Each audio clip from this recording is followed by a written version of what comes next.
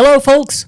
Welcome back to the Redeemed Marriage Podcast. Rusty and Heather Bryant with our brand new opening jingle. Yeah. Thank you so much to our friend and listener and supporter of the Redeemed Marriage for creating this for us. And we tried it out last week, got a lot of really good comments on it. And some of you said, we almost changed to another podcast. We thought that it wasn't you, but this is us, so do not change it.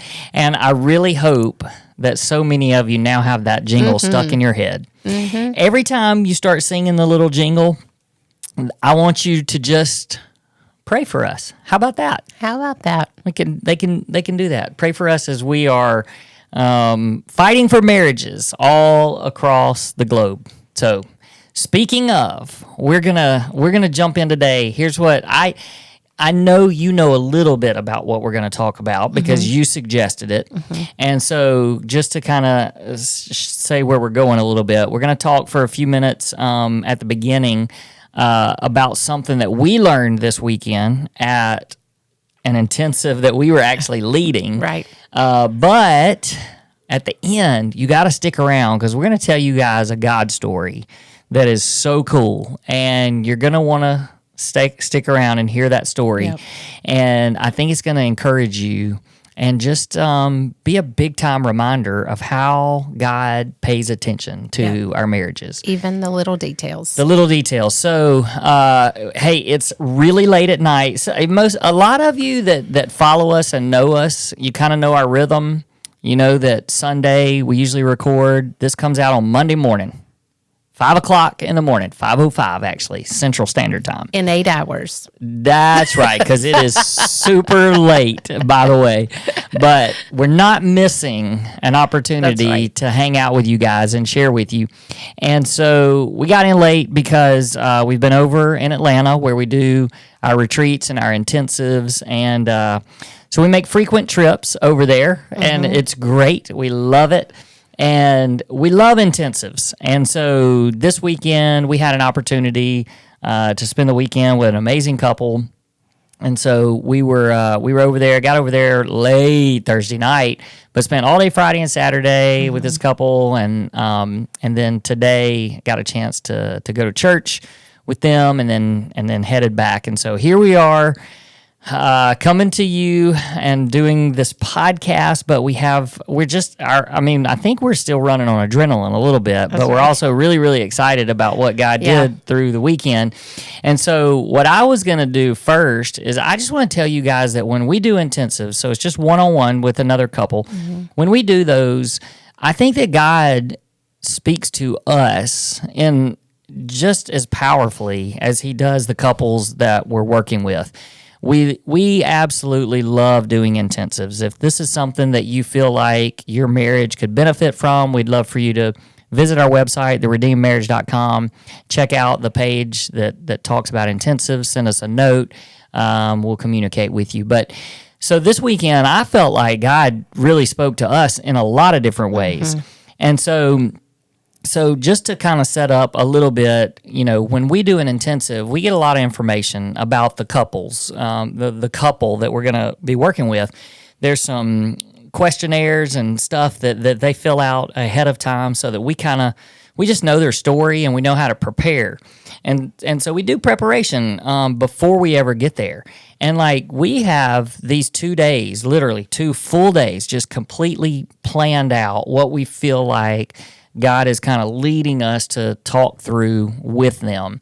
And so we got over there, probably 12 pages of notes and outline that we wanted to go through with them. And we got to the end of the first day, which was awesome. Just had a great time getting to know them, hearing their story, going through a few things. And we got done that night. And you said it first. You said, hey, we need to talk about this because you were feeling like God was telling you we need to redo all of day 2. Yep. And it was late at night. And so we sat down and we started planning for the next day. And for me, the reason why I bring that up is because God's not just speaking to the other couple. Right. And I mean, he was speaking to us. And even though he was speaking to us in a way so that we could share with them, he was still teaching us that, because that's a stress point for you. Yeah. Like you were prepared and ready, but you're the one that said, we need to rewrite everything for tomorrow. And so we did. We stayed up. We rewrote everything, kind of got our outline together for the next day. But then, like, that was a big moment because God spoke to you and said, let's change the whole day, basically. Right. And I was on board because, I mean, I was feeling that as well. Right. And I think the part of that was so crazy is I felt very comfortable with our plan. Like our plan was a great plan. It's not like we had not planned. We planned. But God was like, hey, we're going to change this. And I'm like, whoa, we had a plan. And I felt like that plan was from the Lord, but it's just his character to be like, okay, but trust me in this. This, because if you can trust me with the original plan, you can trust me with this pivot, and I just, it's a little scary because it's like, okay, here we go. And we even did a couple of things that we've never done before. Yeah, we did. On the day before, we had done some things. Oh, we hadn't done this, but I feel like we need to do this. And it just was like, oh, but that's, I don't know the author of that book, maybe Tim Keller, the instrument in God's hands, something like that. And it just, that's what I felt like. Like, you're just my instrument. Like, I'm holding you and you're going to do what I tell you to do. And you're going to say what I want you to say. And so quit trying to depend on your own preparation and your own plan and all of that. So, and I think, to be honest, like, I kind of looked back over the stuff that we were planning to share that day, and I think there was a lot of overlap, it mixed up in there. And we probably could have just gone ahead. We could have gone ahead, and it would have been fine. But we shifted and pivoted because we just felt God speaking to us. But then, even on Saturday, so that day we're in the midst of it, and you're up there in your element, giving your big communication topic, and you got the Post-its all over the wall, and you're writing and stuff. And I was like, and really, God told me one thing. He said, write this phrase down, and it was 2 phrases. He said, write these 2 phrases down. And so I had my papers, and I just flipped it over to the backside so it'd be blank. And I wrote those 2 phrases down. You were still up there. And then it was, now write these 2 down. I wrote those down. He said, now write these 2 down. And I just was, and you even one time you said, is that right? You asked me a question. About what I was talking about. Yeah. And I was like, oh, shoot, I'm not even listening to you. But I just was like, God's telling me we've got to share this with them. And so I went through, and I was just boom, boom, boom, boom, boom. And I ended up coming up with, it was either 7 or 8. It was 7. Like big truths that were just like, God needs y'all to hear this.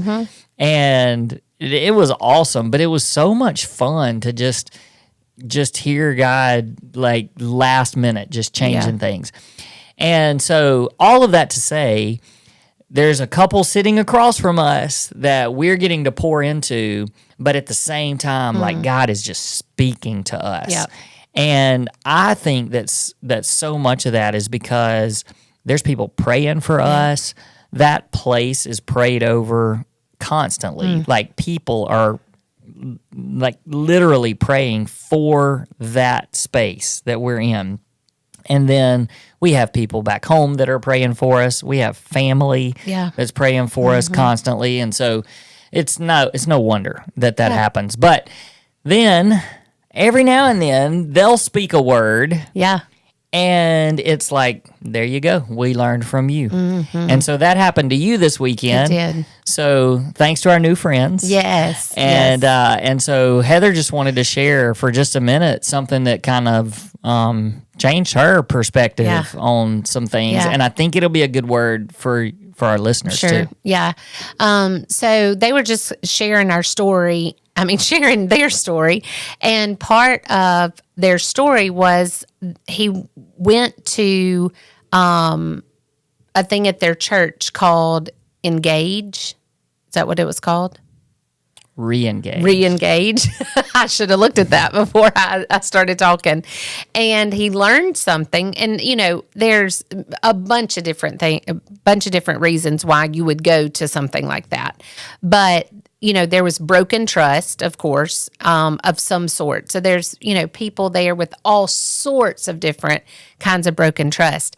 But one of the things they taught them was to just focus on the next 24 hours. Mm-hmm. Like, let's not worry about 5 days. Let's not worry about a week, a month, a year, what it's going to look like 5 years from now. Let's just focus on the next 24 hours. Well, he was just telling that as part of their story. And it was like God just said, hey, that's for you too. Mm-hmm. And I was like, what? And so I'm, of course, still listening, but I'm going through a different kind of journey, of course, where it's, this is not secret, and I've shared this a time or two, where I'm just really trying to get a hold of my health. I don't want it to be about weight. I just want to be healthy, mm-hmm. and I want to be strong. And, I'm 51 years old right now, and I just, your body starts getting old. And I'm like, no. I've got to get healthier. So I've been kind of on this journey of getting healthy, and I battle. Food is obviously my biggest thing, because I do love a sweet, and I do love candy, and I love cupcakes, and I wish I didn't. And I've been, cutting those out and not doing those. And it was like God said, hey, this is a word for you too in your health journey. Just focus on the next 24 hours. Mm. And I shared that with them. I was like, I love this 24-hour thing, because that can apply to so many things. And of course, they were applying it to what they were going through. And then I was applying it to what I was going through. And then I twisted it and was like, that's exactly what we have to do in our marriages. Like, we're not worried about, are we going to make it 5 years? When you're in crisis mode, mm-hmm. you can't even think about the next day. Mm-hmm. And so it's, let's do what we can do for the next 24 hours. Mm-hmm. Let's make the right decisions and encourage our spouses and love our spouses and serve our spouses and do all of that for the next 24 hours. Mm-hmm. And then tomorrow, we'll worry about the next 24 hours. And so it was just so powerful to me. And even like today, we were texting back and forth with that couple in our group, and we 2 different time hashtags 24 hours. It just kind of became this thing for us. And I was bragging on the fact, because I don't know about y'all, but I do terrible in the car. Like, I want a snack in the car. Mm-hmm. Like, because you're bored and you want to stay away. Them Chewy Sprees are good. They'll get you every time. And so I was like, it's dumb stuff like Chewy Sprees on the road. So I texted them when we were about an hour from home, and I was like, I've made it the whole way with no dumb snacks. Hashtag 24 hours. And so, it just became a theme, but I just, I learned that from them. Mm-hmm. And I'm never going to forget that. Did you happen to stop and think how much that applies to the things that we've also been teaching over the last couple? Okay, think about our mentoring group the other night. Yeah. That's crazy. So some of you guys are familiar with, some of you are in our mentoring group, but a lot of you have heard us talk about it. So when people go through either marriage coaching with us or an intensive or a retreat, then there's a program that we encourage them to become a part of, and it's our marriage mentoring group. And it's a group. It's a big group, and they all get on a couple of times a month together, and we get to talk to them.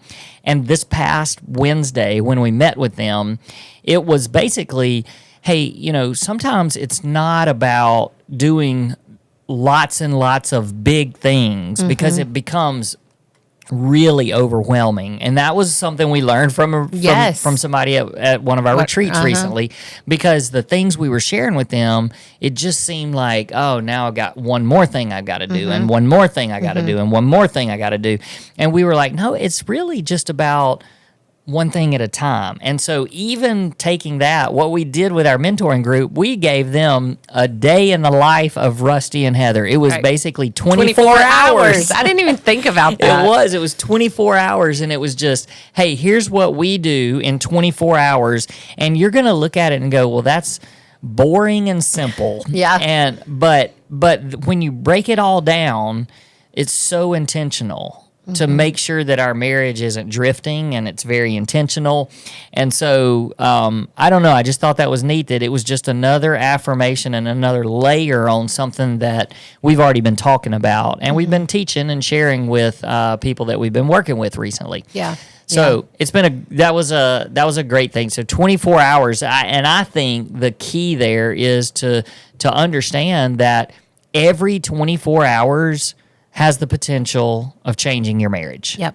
And so it's not, you don't have to go, okay, well, 2 years from now, things are going to be different. Because in reality, things could be very different in 24 hours. Yeah. Because that's all you need. That's right. And then tomorrow you wake up and guess what? You got another 24 hours. So make a difference that day. Yeah. So I love it. It was great. Okay, so I promised you guys a story, a God story, and this is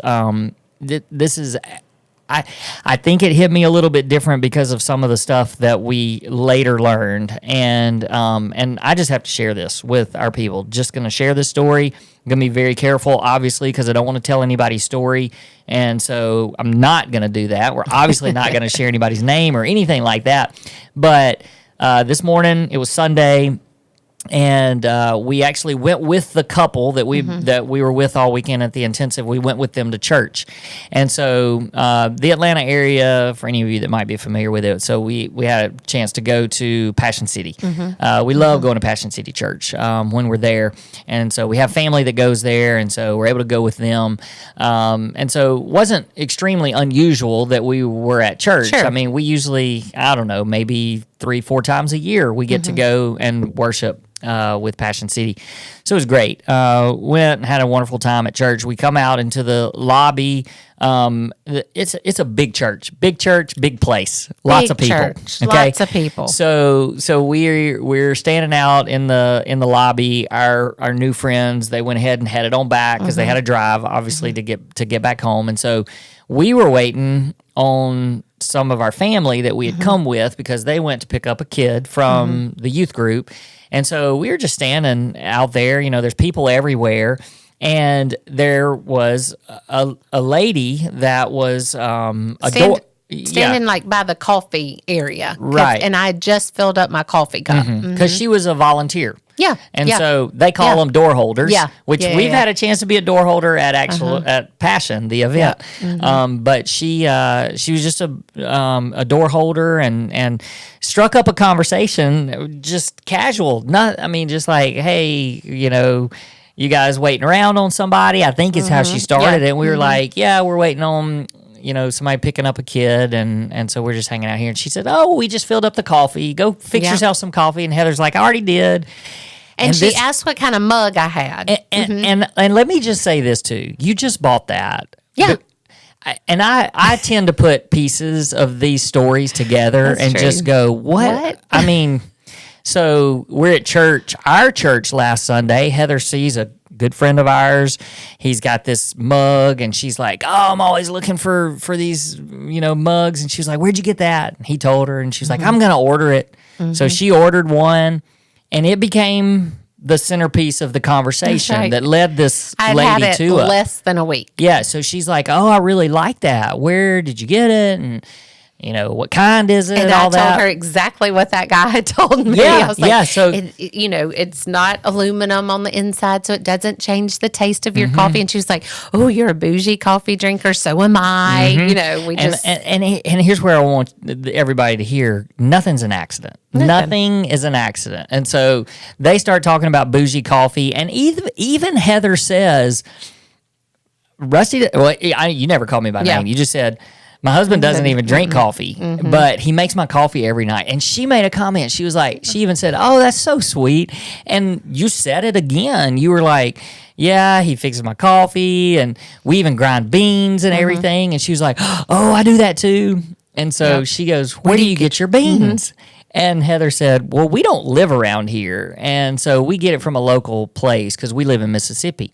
And she goes, "Oh, are y'all just here visiting for the weekend?" And so I know that you said, "Well, we have a marriage ministry, and it's called the Redeemed Marriage, and we're here doing a marriage retreat." No, you said we're here doing a marriage intensive. Yep. And there's people all around. It was a shift in the conversation from coffee. And so I really don't know what she heard, except she said, "Oh, I follow them." And, So look, she obviously heard the Redeemed Marriage. She heard the Redeemed Marriage and intensive. And so she just jumped in and said, "Oh, yeah, I follow them." And at first I was like, maybe she was just being nice. I don't know. Or trying to connect. We have something in common. We both listen to them. Right. But she goes, "Oh, I follow them." But then I think what may have happened is that she might have thought that we were there because we needed the intensive and we were doing the intensive and the Redeemed Marriage was helping us. Yeah. And then as soon as she said, "Oh, I follow them," she looked at you and her eyes got really big, and she goes, "Wait, are y'all them?" Yeah. And you said, "Yeah." And and everything changed. Everything changed. And she lost it and just started crying. And so I knew she wasn't crying out of excitement that she saw us. No. But I mean, here's the thing. This is what's a little bit crazy about all this too.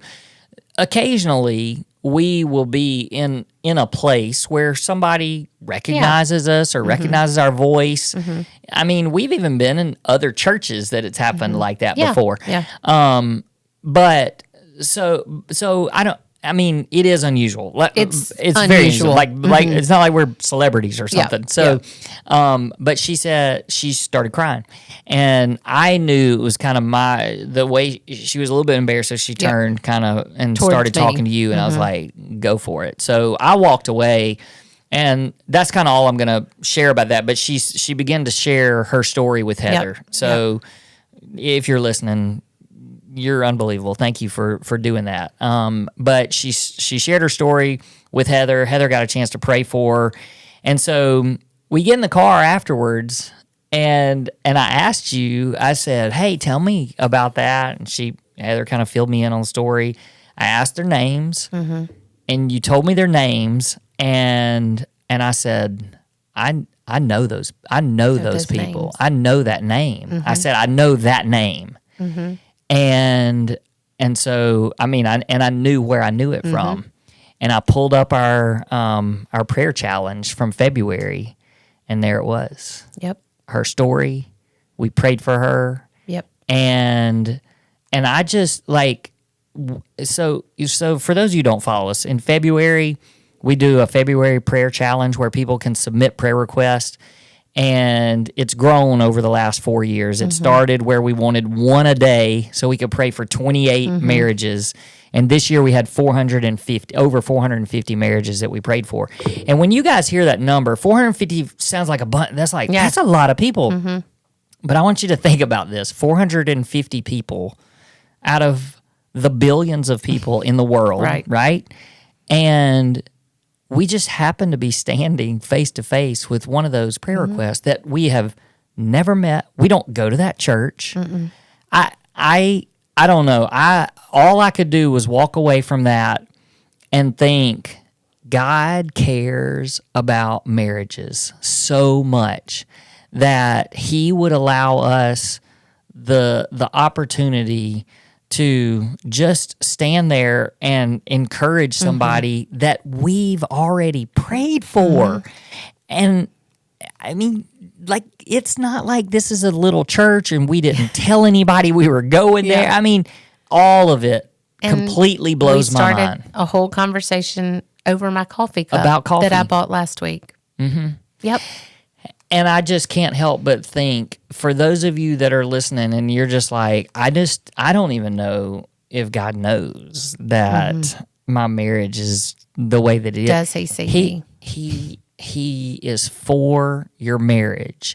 And I 100% believe that he is working behind the scenes, and we have no idea what's going on and what he's doing. And it's his timing. It's not our timing. And so some of you are like, well, why doesn't he give me some, I mean, I don't want to say a sign, but like, why doesn't he give me some encouragement like that? Right. And I don't know. I don't know the answer to it, but I just know that your marriage is that important to God to figure out ways. And can I also just throw this out too? It's the first time that we've ever been to church on a Sunday morning with a couple from our intensive. And it was just because the timing worked out. Sure. There wasn't any other reason. It was just the timing of it and where they lived and all of that. I mean, it was, again, all part of the plan, obviously. But I don't know. I can't, I will tell without ever telling somebody's story or their name. I will tell that story forever. Yep. Because it made that big of an impact on me to know what God's doing behind the scenes that we just have no idea. No idea. So I hope that story is an encouragement to you, and also just to know if we prayed for you and you've asked for prayer, like God's still working. He's still working, even though that time slot is over. It's over. Right. Like that prayer time slot is over. Mm-hmm. But God's not done. He hears. And he's still writing your story. And sorry, I'm going to add something else as you were wrapping up. And his timing is always perfect. Like even with this couple that we just did the intensive with, they tried to do an intensive months ago. A year ago. And then something came up, and then we didn't have a date, and then the summer hit, and then all of these things, and we finally get to do the intensive, and they share with us that it would not have been the success that it was because their hearts weren't ready when they first reached out to us. And so even when we think like, oh my gosh, we messed that up, we didn't have a date for them, or we letting them down, God's like, I got this. I have this. Like it wasn't their time to come. If it was their time to come, y'all would have had a spot available.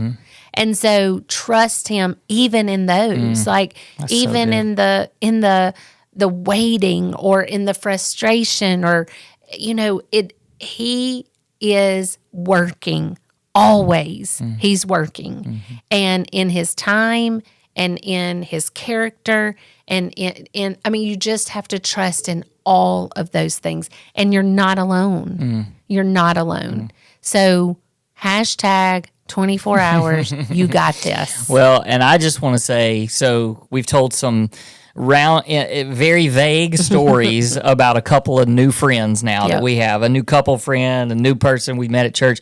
And I just want to say thank you to them because their stories and their interaction with us and now part of our lives have changed us. That's right. And now we have a new sense of energy and even urgency to help marriages. And so you guys have no idea what you do when you encourage us, and not just these couples that we're talking about, but so many of you in the way that you support us and lift us up. It means more than you know. So thanks. All right. We'll see you guys next time. Peace. Peace.